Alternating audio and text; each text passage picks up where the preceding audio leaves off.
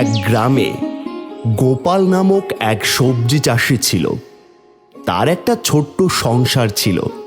সে, তার গিন্নি ও তার একটি ছোট মেয়ে ছিল। তাদের সংসারে অভাব অনটন লেগেই থাকতো। সে মুরগি চাষ করে তা বাজারে বিক্রি করে কোনো রকমে সংসার চালাতো। একদিন, কি করছিস সুখিমা? মুরগির বাচ্চাগুলো তো অল্প কয়েকদিনেই বেশ বড় হয়ে গিয়েছে রে। হ্যাঁ বাবা, রোজ রোজ খেতে দিই আমি, কিন্তু আজকে দুটো মুরগির বাচ্চা নেই গো বাবা। এমন রোজ রোজ দুটো একটা বাচ্চা হারিয়ে গেলে তো একসময় আর কোনো মুরগির বাচ্চাই বেঁচে থাকবে না। মুরগির বাচ্চাগুলো এখনো বেশ ছোট। কাক ইগল এগুলো দেখলে ধরে নিয়ে খেয়ে ফেলতে পারে, তাই চোখে চোখে রাখিস মা। আর তোর মাকে একটু ডেকে দিবি, বেশ ক্লান্ত লাগছে যে আমার। মা, মা, কোথায় গেলে? দেখো বাবা এসেছে। কি গো, কখন এলে তুমি? চিংড়ি মাছ আনতে বলেছিলাম, এনেছো? চিংড়ির যে দাম, আর তাতে আমাদের মতো গরিবের কপালে চিংড়ি কি আর জোটে? তবে রুই এনেছি, এই আজকে রুই দিয়ে ঝোল করবে। কতদিন পর একটু মাছ খেতে পারবো। আচ্ছা বেশ, যাও, আজকে আমি মজা করে রুই মাছের ঝোল করব। যাও, তুমি হাত মুখ ধুয়ে এসো। আচ্ছা গিন্নি, তুমি ঘরে যাও, আমি আসছি।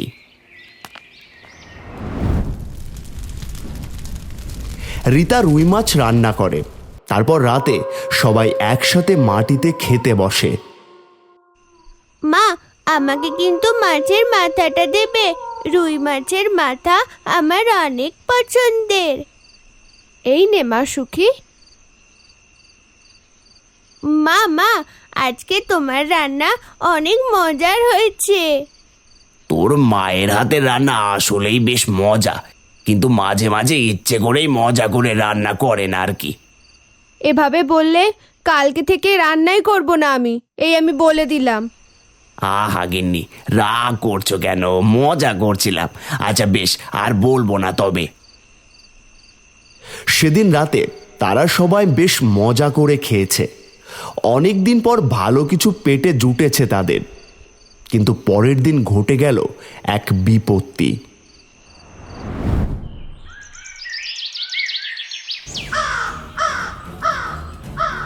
মা দেখো, কাক এসেছে, মুরগির বাচ্চাগুলো নিয়ে যাচ্ছে।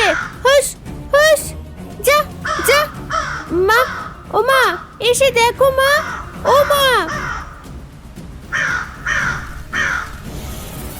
হে ভগবান, হে এবার কি হবে আমাদের? আমাদের যে সব শেষ হয়ে গেল। সবগুলো মুরগির বাচ্চাই তো কাকগুলো নিয়ে গেল। এবার এবার কি হবে আমাদের? চিন্তা করো না মা, আমাদের টাকা হলে আবার মুরগি কিনে বড় করে বাজারে বিক্রি করব। এত চিন্তা করো না মা। তা কি আর হয়? আমাদের যে সব শেষ হয়ে গেল। হে কেমন পরীক্ষা তোমার ভগবান। এরপর তাদের সংসারে অভাব অনটন আরো বাড়তে থাকে। অনেক সময় তারা না খেয়েও দিন পার করে। এরপর একদিন হরিদাদা তাদের বাড়িতে আসে।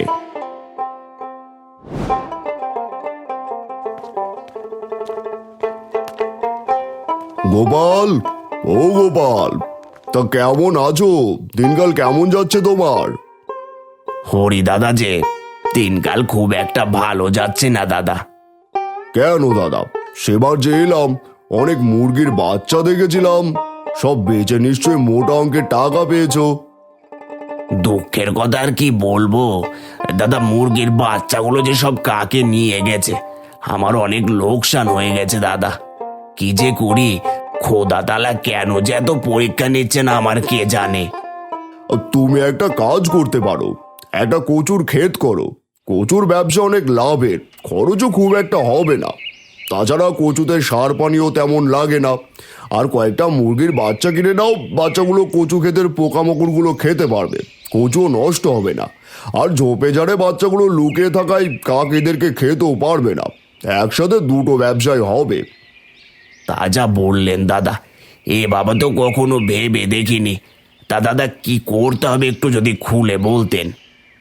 আমার গায়ে কাজল গত বছর 4 বিঘা জমিতে কচুর চারা লাগিয়েছিল, সাথে কিছু হাঁস মুরগিও পালন করেছে। সেক্ষেত্রে অনেক লাভও করেছে। এই দিকে গায়ের আরো কয়েকজন এই কাজে মন দিয়েছে।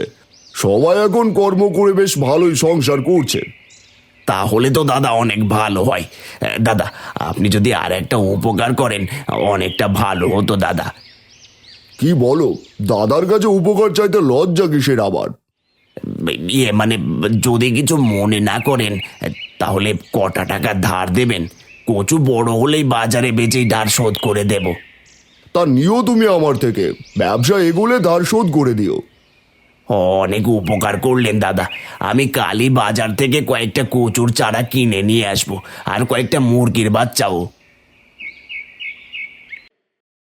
এরপর গোপাল হরিদাদার থেকে 1000 টাকা ধার করে নিয়ে কয়েকটা মুরগির বাচ্চা আর কচুর চারা কিনে আনে, মাটি ভালো করে প্রস্তুত করে তাতে কচুর চারা রোপণ করে দেয়, আর সাথে মুরগির বাচ্চাগুলো ছেড়ে দেয়।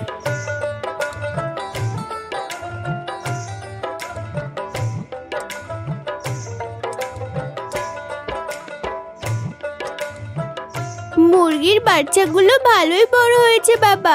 আর এই কচুর ক্ষেতগুলো বড় হওয়াতে কাকিগল কেউই এই বাচ্চাগুলোকে নিতে পারবে না। যা ভালো বুদ্ধি দিয়েছিল হরিদাদা, আমি ওনার কাছে চিরঋণী হয়ে থাকবো। বাবা, ওনার টাকাগুলো কি পরিশোধ করতে পেরেছো? না রে মা, এখনো পারিনি। কাল কয়েকটা কচুর লতি তুলে বাজারে বিক্রি করে তা থেকে যা আসে সেটা দিয়ে দাদার ঋণটা শোধ করে দেব। তা বেশ বাবা। আর সন্ধে হতে চললো যে, খাঁচাটা নিয়ে আয় তো মা। এই নাও বাবা, এতে ছানাগুলোকে তুলে নিয়ে এসো।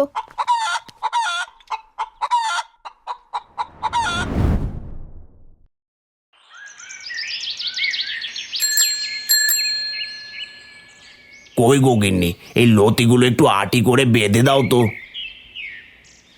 আসছি গো, আসছি।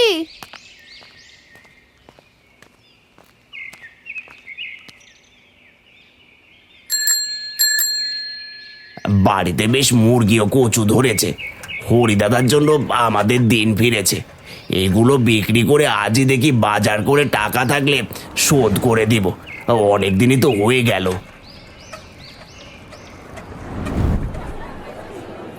গোপাল কচুর লতিগুলো বাজারে বিক্রি করে, তাতে সে ভালোই অর্থ পায়, আর তা দিয়ে নিজে বাজার করে এবং ফেরার পথে রাস্তায় হরিদাদার সাথে দেখা হয়। দিনকাল কেমন যাচ্ছে গোপাল দাদা? আপনার কথায় কচুর চারা লাগিয়ে অনেক ভালো ফলন পেয়েছি দাদা। মুরগির বাচ্চাগুলো ভালোই বেড়েছে। আপনার সাথে দেখা হয়ে ভালোই হলো। আপনার পাওনা টাকাটা তো এখনো ফেরত দেওয়া হয়নি। আরে উনিও তো ভেবো না, হাতে টাকা এলেই দিও। আজ কচুর লতি বাজারে তুলেছিলাম দাদা, তা বিক্রি করে 300 টাকা পেয়েছি। তা দিয়ে কিছু চাল ডাল কিনেছি, আর আপনার পাওনা টাকার কিছুটা পরিশোধ করে দিচ্ছি। এই নিন দাদা 200 টাকা, বাকিটা পরের বার দিয়ে দেব। আচ্ছা বেশ, দিও তোমার যখন খুশি, আমার কোনো আপত্তি নেই। আচ্ছা দাদা, তাহলে আসি, গিন্নি আমার জন্য অপেক্ষা করছে। হ্যাঁ যাও দাদা, আসি গো, ভালো থেকো। তারপর থেকে এভাবে কচুর সাথে মুরগি চাষ করে সে ভালো লাভবান হয়। গোপাল কচুর লতি, কচু আর মুরগিগুলো বিক্রি করে তার সংসারের সব দুঃখ শেষ হয়ে যায়।